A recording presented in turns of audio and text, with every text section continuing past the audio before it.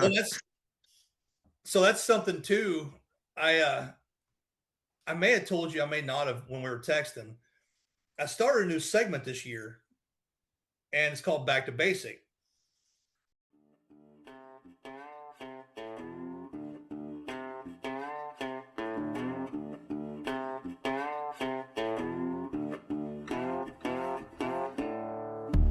You're listening to Hunting the Frontlines, part of the Praying and Slaying podcast network.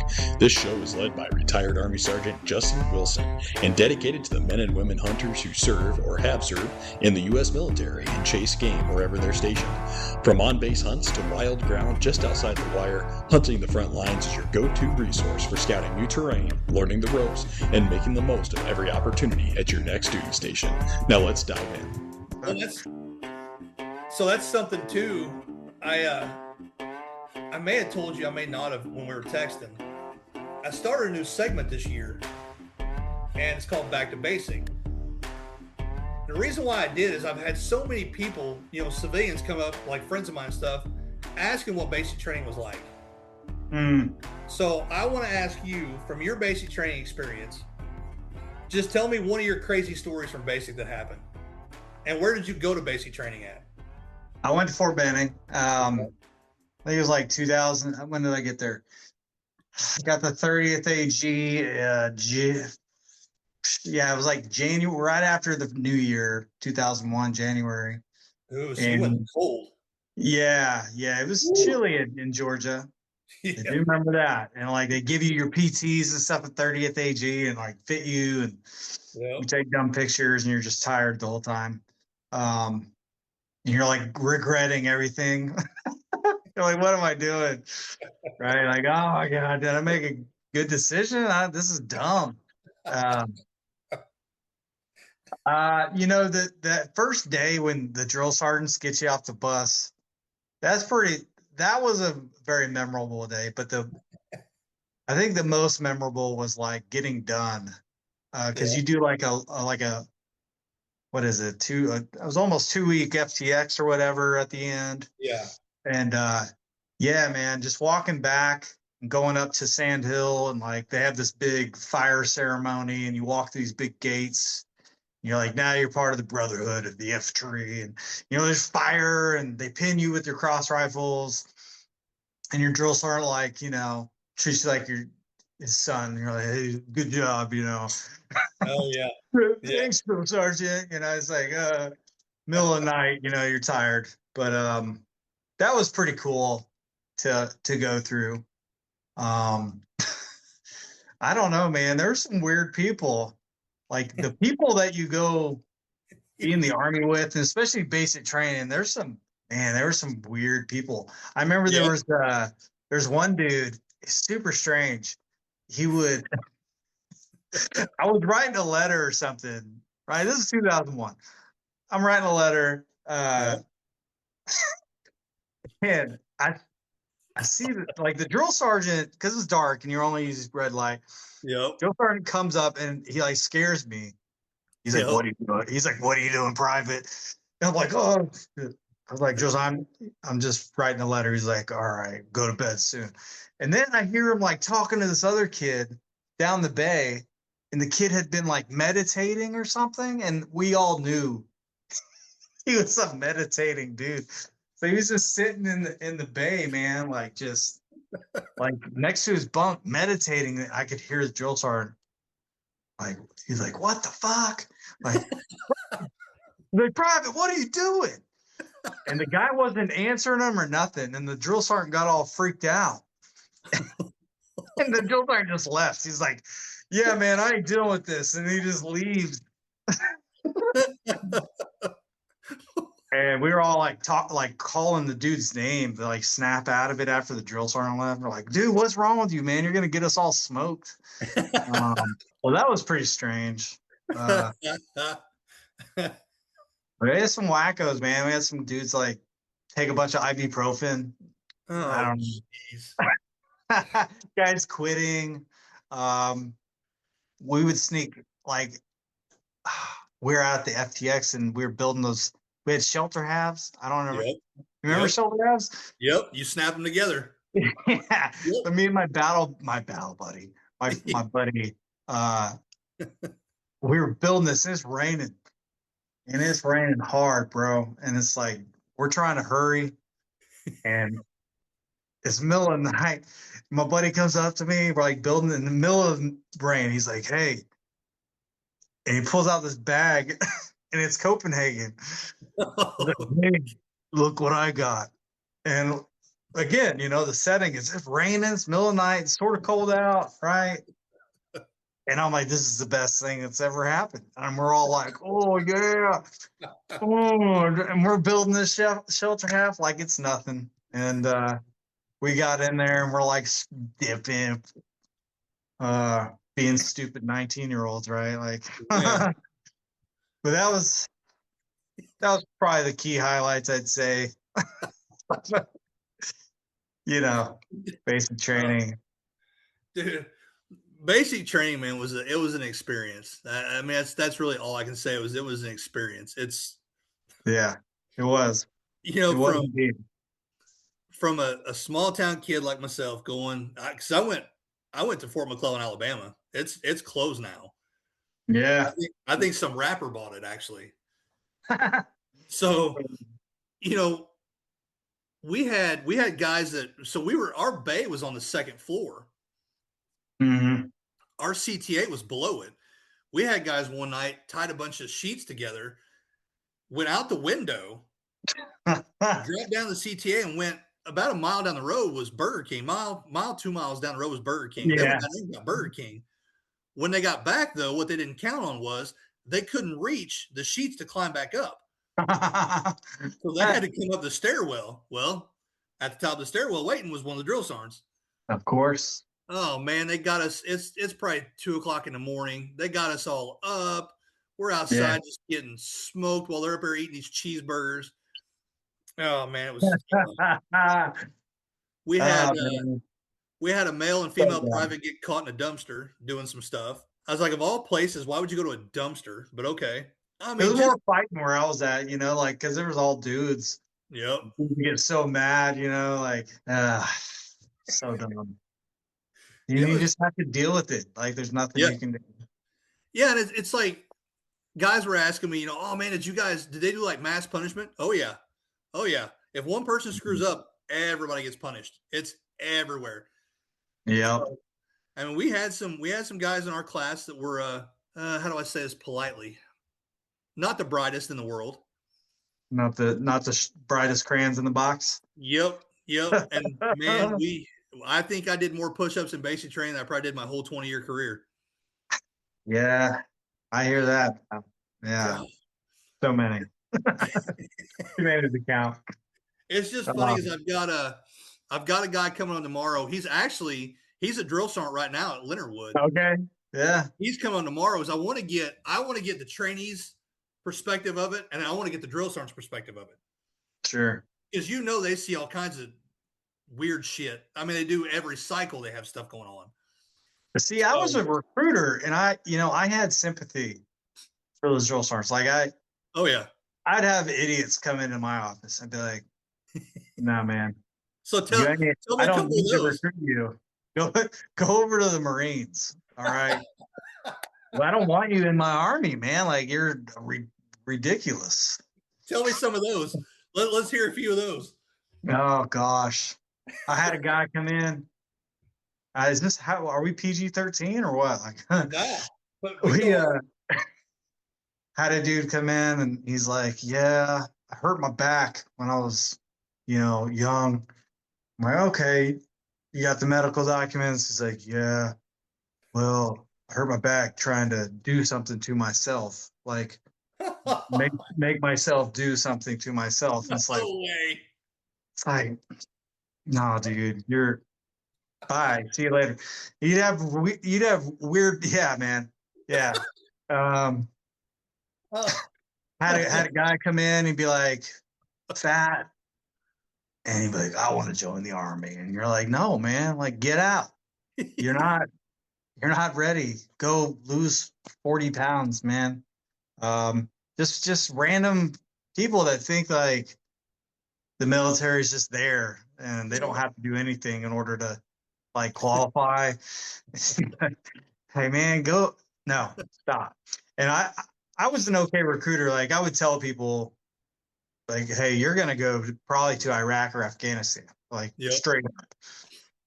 And this was before I've been to Iraq prior to that, but not Afghanistan, you know, but I like, look, your parents would come in and be like, your son or daughter is going to go to Iraq or Afghanistan. Yeah, that's bottom line. I found that being upfront was the best way to be a recruiter, because a lot of recruiters didn't do that. No. And I was like, why are you like trying to lead people differently? Just be upfront right away. Oh yeah. Yeah, for sure. So, you know, I turned people down for the Army. I had a dude come in, he wanted to be an officer. And he came in, and but I was an E6 at this point, right? And he comes in, I was like, I'd like to apply for officer candidate school. And dude's wearing like flip-flops and shorts, and like I'm like, go bring me a professional resume, come back in a freaking suit, and apply for a job like you'd apply for any other job. Yep. Bye. And you know what? A week later, that dude came back in a suit with a professional photo, a resume, and all this stuff. Wow. And I like to think that he took that and he applied that later in the Army, right? Like, oh yeah, I was the door, I shut it in his face, and I hope that he's some freaking colonel right now, right? Like, oh yeah. Special forces guys, same thing. Like, dude, the candidates that want to go to SFAS would be like, come back in a suit and tie. Bring me your resume. Because I wouldn't. My station commander would get mad at me. Like, what are you doing? Like, just put him in the Army. Like, no. Like, this dude wants to be 18 X-ray. I'm going to do my due diligence and try to, like, see if he's qualified, because maybe he's going to be a Cab Scout. Yeah. Yeah. Yeah, I'll put him in maybe an MP or something, you know, maybe an MP. Here we go. Okay. But yeah, you know, it's just like that kind of stuff. I really tried to go out of my way as a recruiter for the younger crowd, because at one point I was dominating my area. Like I was in charge of a 5A high school that was like Idaho State champions. Mm-hmm. And at the end of my recruiting stint, I had like 13 or 14 seniors ready to join the Army. Like at the very end of that year, all at once too. They were all going to ship out. And it's like, but in between all of that, I ran a little mini expert infantryman's badge type thing, right? Where I'd make like a lane, and these kids would go down this lane and camouflage up, learn how to employ a claymore, you know, disassemble an M16, just straight up Army stuff, right? Like that's what kids want to do. I showed them that it's doable with the National Guard and, you know, whatever else. Oh yeah. But like that was the thing that I did the most, is just show them what the Army was.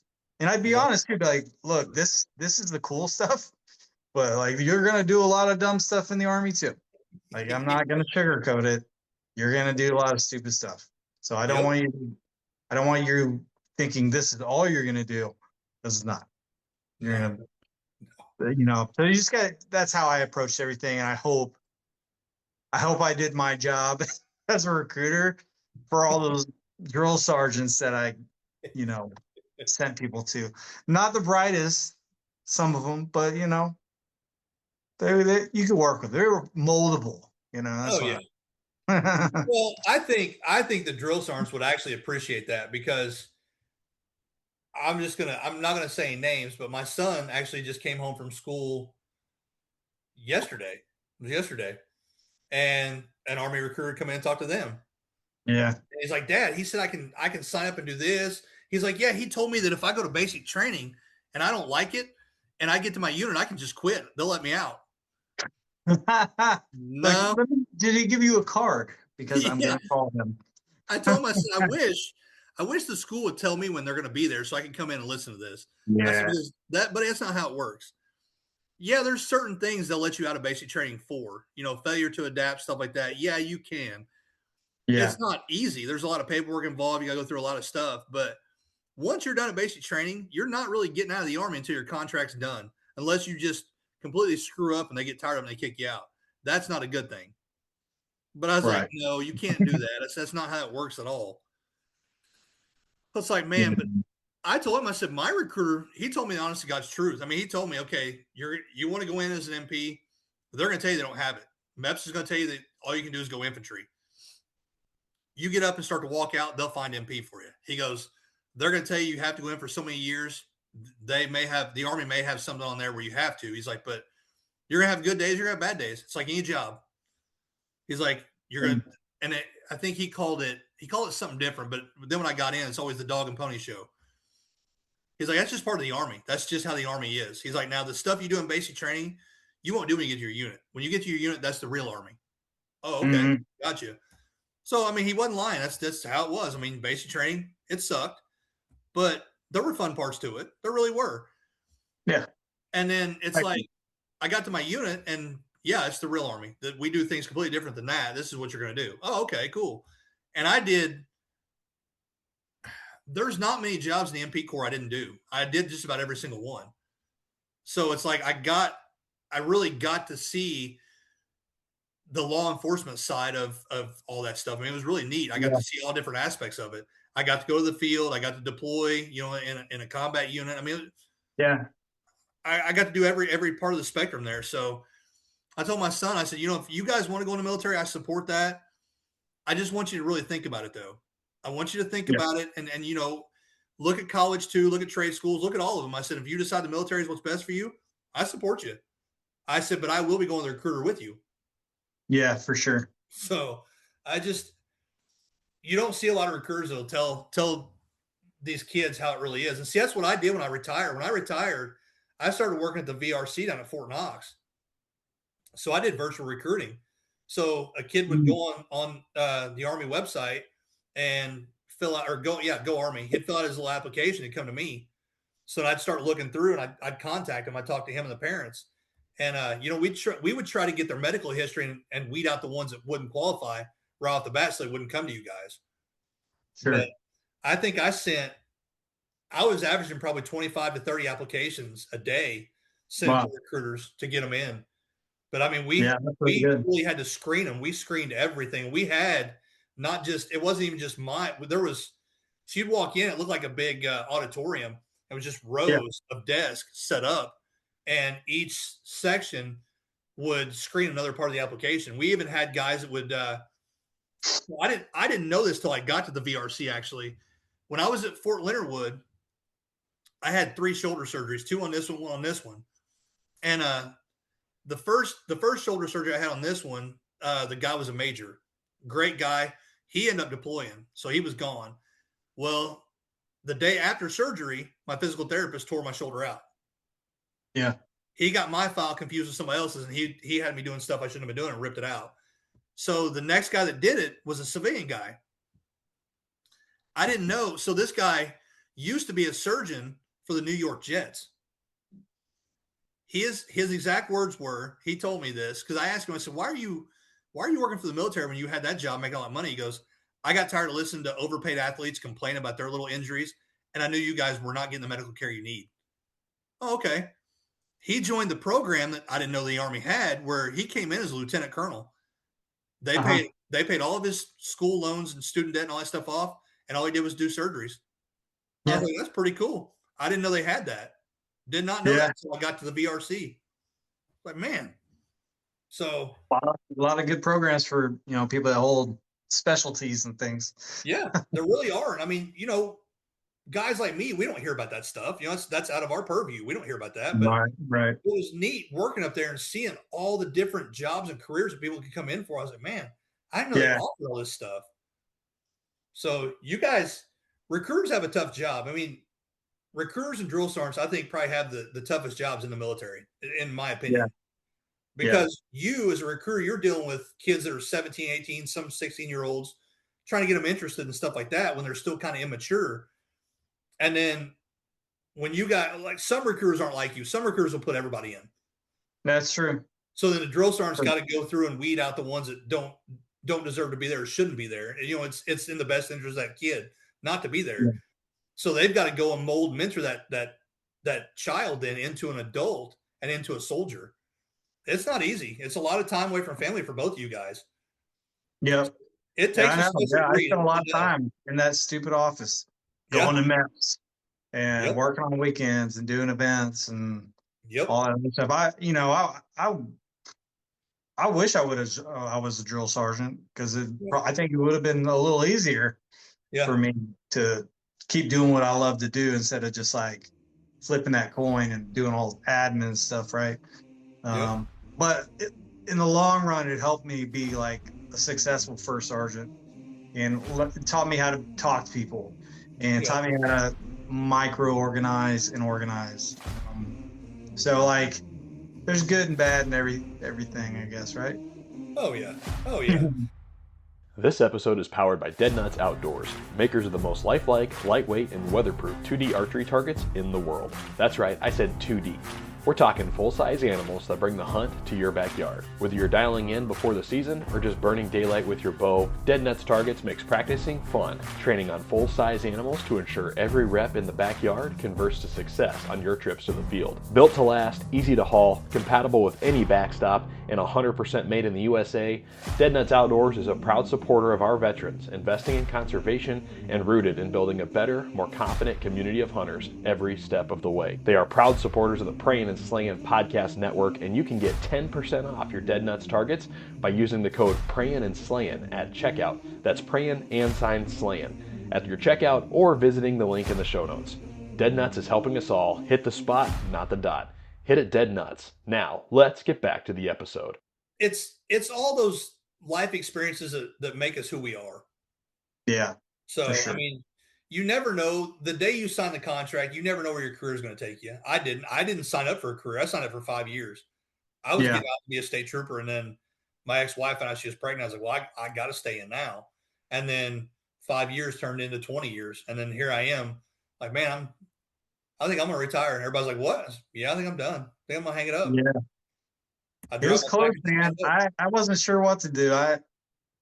Me and my wife talked about it, and my body was shot. Like I physically couldn't lead from the front anymore. Like, and that was a big problem for me as just, my personality, right? I like to show that I can still hang with the younger crowd, but I just felt like I couldn't do it anymore. My heart was like not in it, and then I felt like I had to take care of myself and my family more than anything at that point.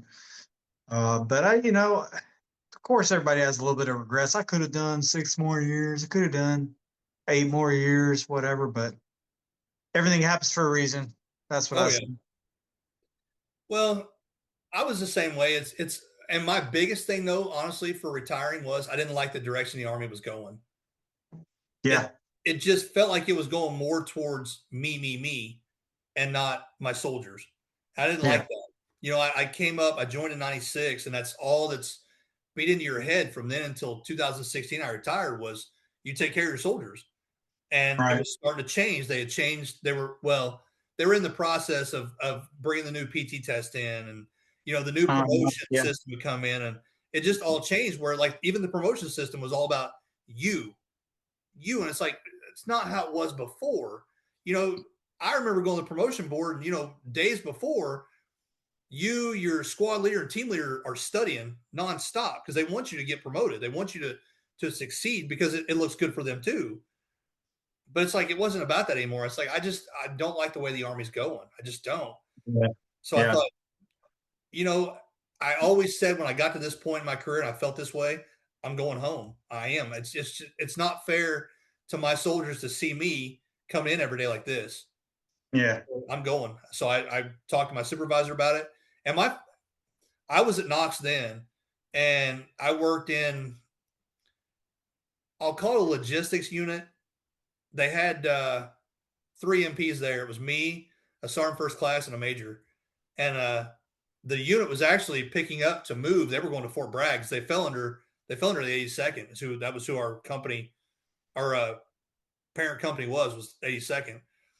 So the E7 already left. So I was talking to the major. I was like, I think I'm dropping my retirement package. He goes, you serious? I'm like, yeah, I think I'm done. I said, I'm not feeling it no more. He's like, because he was prior enlisted. He was prior enlisted. He goes, it's changed a lot from when I was enlisted. He goes, you guys have it a lot different than I did. It's almost, I just don't like the direction it's going. I just don't. And I don't, it felt like to me, maybe I'm wrong, but it felt like they were trying to make the Army a corporation. And I didn't like that direction. It didn't seem like that's what the Army's supposed to be. So I dropped my packet that day. I was like, I'm done. I'm out. It's just not for me. Yeah. It was hard. Yeah. It was. And, like we talked about earlier, it was a weird transition, but I felt like because there was 3 guys in my unit that retired with me at the same time. And I felt like for us, they really took care of us. There was a lot more programs in place to make us the transition easier, make us more successful transitioning into civilian jobs than what there had been, 5 years, 10 years before. Yeah. So let me ask you that. How was it for you? Did they really help you guys out transitioning from, such a structured environment to the civilian sector? I mean, not really, man. Like Really? TAP, they give you curriculum and like how to transition out, and they try to prepare you the best for that transition by introducing you to like all sorts of different job opportunities or whatever else. And some people take advantage of it. For me, it wasn't my thing. Like I did what I had to do, but for me, like I had been preparing for that moment for like a good year and a half. Yeah. And mentally, like I had prepared myself for it. And I knew mentally I was sort of like, all right, I'm done. And I know like I sort of had an idea of what I wanted to do after the Army, but I was okay with it. Some people they struggle, but we were in the Army for a long time, so we sort of have a little bit of leeway. But the young kids, I don't know how well it works. I'm not sure if it helps them transition or not. Maybe those mid-level guys like that get out of like 12 years, I think probably have a harder time. Yeah. Because they don't have any. They have some management skills, but like I don't know, 20-year guys have a little bit more. So it might be easier to transition at a higher level or a higher year, maybe mid-level. I don't know, but most of the time the guys just do what they got to do and they get out and then they figure it out. Yeah, that's and that's I learned around probably year 10. Talking to the older guys that have been in for years past or years higher than me. They always say the last 18 months you're in, that's when you need to start planning your life after the military. Yeah. You got to start getting that stuff, get a plan together, because if you don't, you're going to be like these guys that get out and then they're lost. Like, deer in the headlights. What do I do? So that's what I did. At 18 months, I started kind of figuring out, okay, this is kind of where I want to be. This is where me and my wife want to go. What do I want to do? I wasn't sure career-wise what I wanted to do yet. I knew it wasn't law enforcement because I didn't feel safe. And what I mean by that is I didn't want to work for a police department and then having other people rely on me when physically I'm all messed up. Yeah. So I don't want to put their lives in jeopardy because of me. So I was like, I'm not doing that.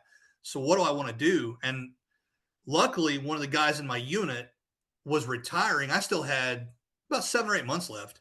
And he was retiring at the time. And he's like, hey, I'm actually going over to the VRC to work. I was like, what's that? He goes, oh, it's virtual recruiting. He's like, dude, you sit behind a computer and you help kids come in the military. He goes, it's actually an easy job. And he's like, the pay's really good. I said, okay. He's like, man, when you got about 4 months left, he's like, call me. Okay. So I hit my 4-month mark and I called him. He's like, dude, I love my job.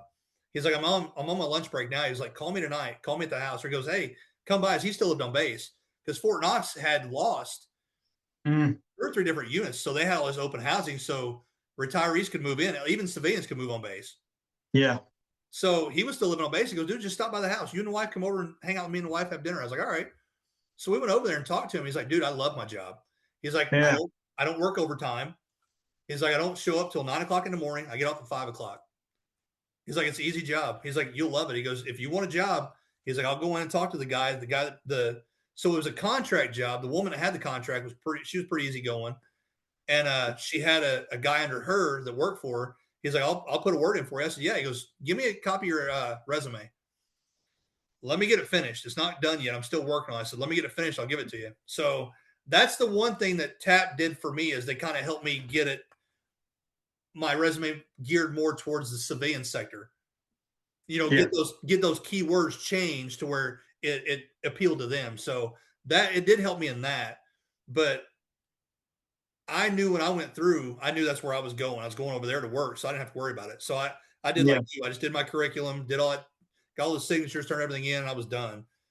So I had to go for a job interview. I hadn't done that since high school. Like, okay, this is not going to turn out well. I haven't done one in forever. My wife's like, just calm down. You know how to talk to people. You know how to answer questions. You went to how many boards? I was like, a lot. She goes, you'll be fine. Interview lasted probably 15 minutes. She looked at me and she goes, the job's yours if you want. I was like, yeah, I'd love to have it. She goes, okay. She goes, you'll start tomorrow. She goes, you got dress clothes? Yep. You got to wear a collared shirt, dress pants. Be here at 9 o'clock.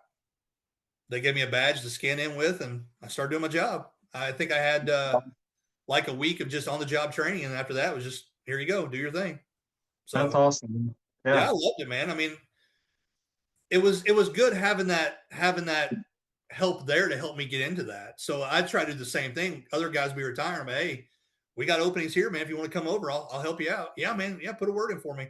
I'd pass on the resume just like they did for me. That's the least I can do. Yeah. So, that's cool, man.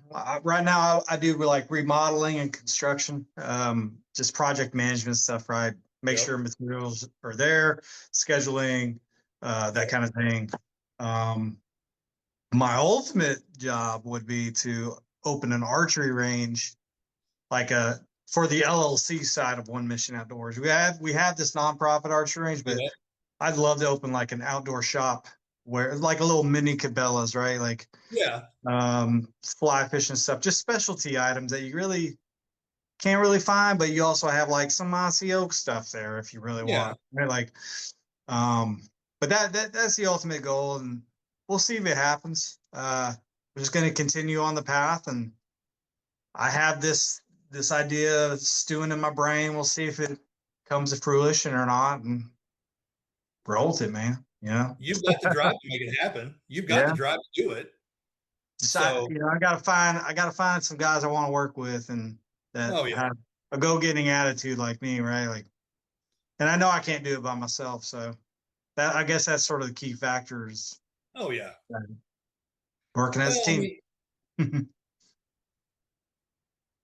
I think the guys you have around you now, you could make it happen. I mean, you guys took an idea from, like I said before, a bad hunt. Right. You took an idea and you turn it into what it is now. You just got to sit down and figure out the nuts and bolts of it and just put the plan into play. But I mean, it's going to take a bit, but you could do it. It's scary though. It is. A big leap. I know. I know. I mean, I was terrified just to start this podcast. I mean, I'm just sitting behind a computer talking. But it was taking that step. And then now Aaron's trying to get me to start selling hats and stuff. I'm your man.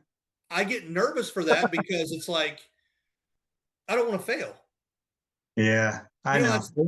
A lot of trial and error so far in this outdoor industry. Like I said, cutthroat, and you got to really have a good grasp on what's going on, but you also got to know how to work with people, right? And a lot of people don't want to help you because you're competition. And we're figuring that out pretty quick. Definitely.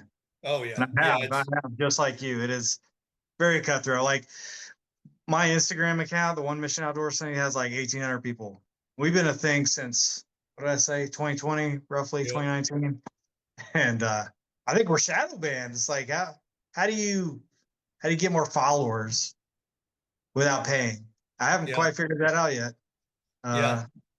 Unless you got some, stuff in front of you and you're wearing a bikini. It's like, I don't know. But the outdoor community is super small, and it's like we're still. I don't really care if we get popular or not. I just want to make sure that this archery range is a success and it can go for a long time. Yes. And maybe we can pass it off to someone else that can do something even better with it. And just keep these guys connected. Yes. Like you, I've lost a lot of friends to like suicide and things. Yep. And I think that's one of my things. It's just like I like to know that these guys are all just communicating and they're out doing something that they love to do. And if they're sharing with the group, then I know that they're doing something that they love to do. Yes. Yes. Well, if they're sharing with the group, they're not in their own heads. They're not in their own heads. They're not letting the demons in and do all it's. Yeah, man. That's the good thing about it. And it's one of those where the outdoor industry is cutthroat as can be, and you don't find a lot of guys that want to help. Yeah. I mean, I was terrified to start this, and then now Aaron's talking about the hats and stuff. It's like I want to do it, but I'm terrified to do it because we don't train to fail. Right. So it's like I keep jumping back. That's what I'm used to. It's like, man, I don't want to fail. I don't want to look like a failure.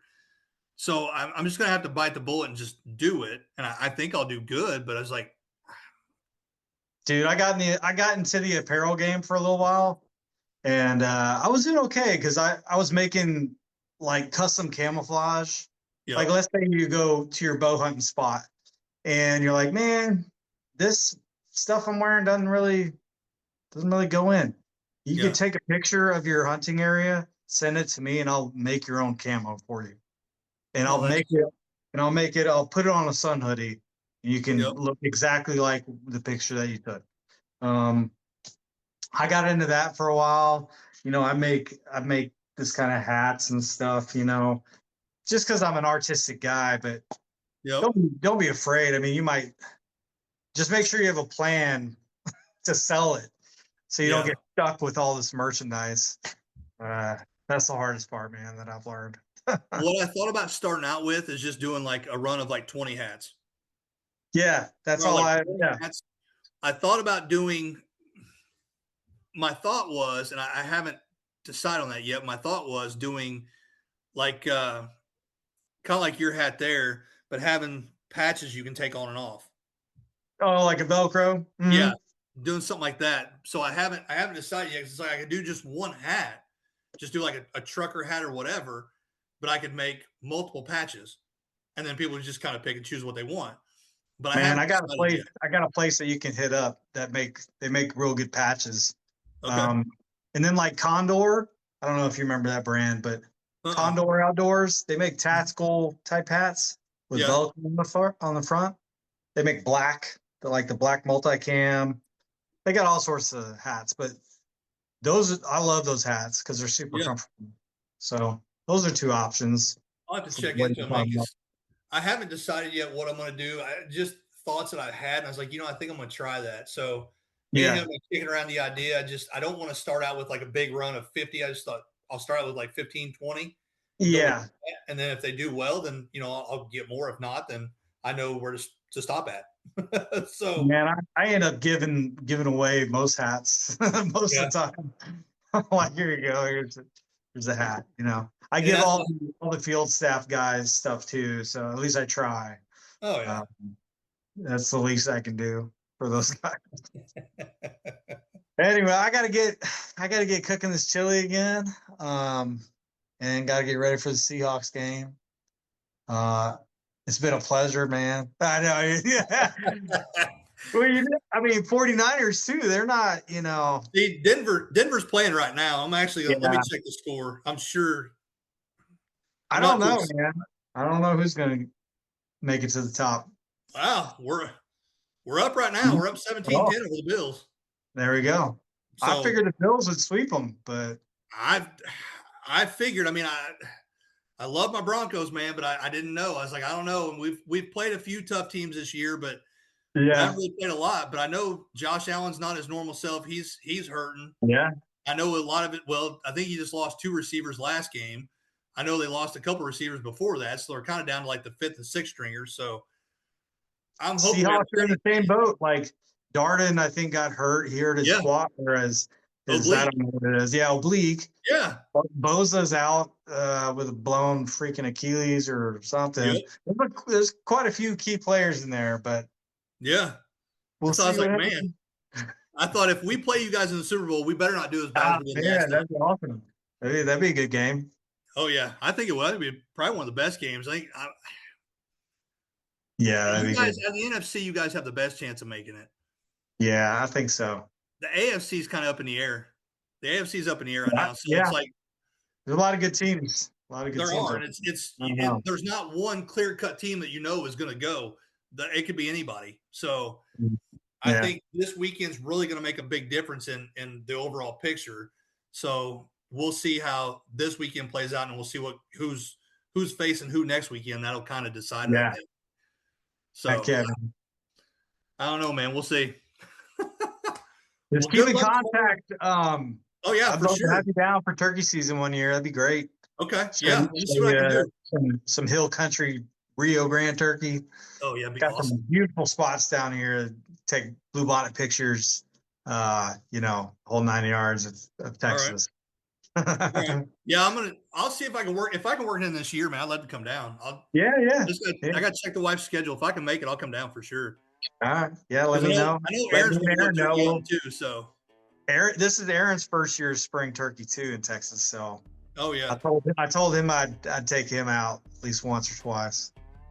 So that'd be fun. Just remember, get the child leash. Yeah, stay over here, man. He's a good dude, man. He is. He's a really good dude. Well, Justin, thank you so much for having me. I'd love to talk again, and I'll send you a couple points of contact, some other real good guys that you can interview. Okay. Yeah. Thanks, man. I appreciate it. Thanks for coming on. I appreciate coming on and telling your story, man. I just wanted to get your story out there to everybody because you are doing a lot for the veteran community. You just don't realize yet. So I appreciate One Mission Outdoors, man. Make it a mission. Better known group. We're on Instagram, Facebook. We're sort of split in two right now. We got One Mission, the field staff, media, and then we got One Mission Archery, which is strictly that nonprofit stuff. So always look for help. Yeah. You've got my email. Send me a picture of all you guys. If you have a whole group picture. I don't have a whole group picture, but we're all like, Instagram is probably the best way to pull our information. I got everybody up there, but I don't have everybody sort of so spread out really. Yeah. Like we have a team Texas, we have a team Missouri, got a team Alaska, Wisconsin, and then we know lots of people throughout the United States. Well, if you got any kind of pictures of like you guys out there at the range or the archery range or whatever. Yeah, for sure. See that because I'll put that up, the main picture for the podcast. Okay, yeah, we'll do. Because I want everybody to be able to see that, so I want to get that out there. So that'll kind of be like the main picture of the podcast.